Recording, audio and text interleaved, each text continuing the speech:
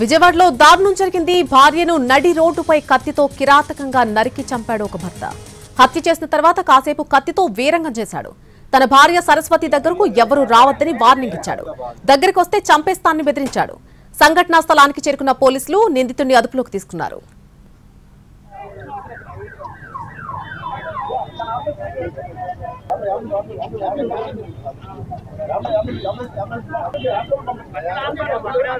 విజయవాడలో దారుణం జరిగింది. భార్యను నడి రోడ్డుపై కత్తితో కిరాతకంగా నరికి చంపాడు ఒక వ్యక్తి. హత్య చేసిన తర్వాత కాసేపు ఆ కత్తితో వీరంగం చేశాడు. తన భార్య సరస్వతి దగ్గరకు ఎవ్వరూ రావద్దని వార్నింగ్ ఇచ్చాడు. దగ్గరికి వస్తే చంపేస్తానని బెదిరించాడు. సంఘటనా స్థలానికి వెంటనే పోలీసులు చేరుకుని అక్కడ నిందితుడిని అదుపులోకి తీసుకున్నారు.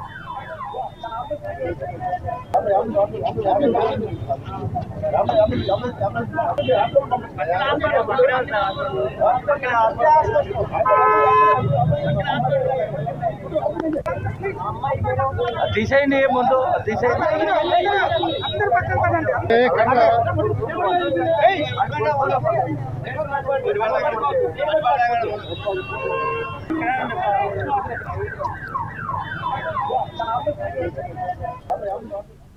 ఈ హత్యకు దంపతుల మధ్య ఉన్నటువంటి వివాదాలే కారణంగా తెలుస్తోంది. ఈ అంశానికి సంబంధించి పూర్తి అప్డేట్ మా ప్రతినిధి శ్రీకాంత్ ఫోన్ లైన్ లో అందిస్తారు. శ్రీకాంత్, విజయవాడలో భార్యని భర్త హత్య చేసిన ఘటన అయితే సంచలనం రేపుతా ఉంది. విజయవాడ సూర్యారావుపేటలో సరస్వతిని ఆమె భర్త విజయ్ హత్య చేశాడు. కత్తితో బలమైన దాడి చేయడంతో తీవ్రంగా రక్తస్రావమైనటువంటి సరస్వతి అక్కడికక్కడే ప్రాణాలు కోల్పోయింది. అదే సమయంలో స్థానికులు కూడా పోలీసులకి సమాచారం అందించడంతో భర్త విజయ్ని కూడా పోలీసులు అదుపులోకి తీసుకున్నాడు. హత్య చేసిన తర్వాత కాసేపు ఆ నడి రోడ్డు మీద కూడా కత్తితో వీరంగం వేశాడు. ఎవరైనా దగ్గరకు వస్తే వాళ్ళని కూడా చంపుతానని అరుపులు కేకలు వేయడంతో స్థానికులు భయాందోళనకు గురయ్యి పోలీసులకి సమాచారం ఇవ్వడంతో పోలీసులు వచ్చి విజయ్ని కూడా అదుపులోకి తీసుకున్నారు. వీళ్ళిద్దరిది 2022లో ప్రేమ వివాహం. వీళ్ళిద్దరికీ ఒక బాబు కూడా ఉన్నాడు. అయితే భార్యాభర్తల మధ్య విభేదాలు రావడంలో గత కొంతకాలంగా విడివిడిగా నివసిస్తా ఉన్నారు. ఈ నేపథ్యంలోనే విజయ్ భార్య సరస్వతి మీద కోపంగా ఉండటంతో పాటు అనుమానం కూడా పెంచుకుని ఇవాళ బయటకు వచ్చిన సమయంలో హత్య చేసినట్టుగైతే అధికారులు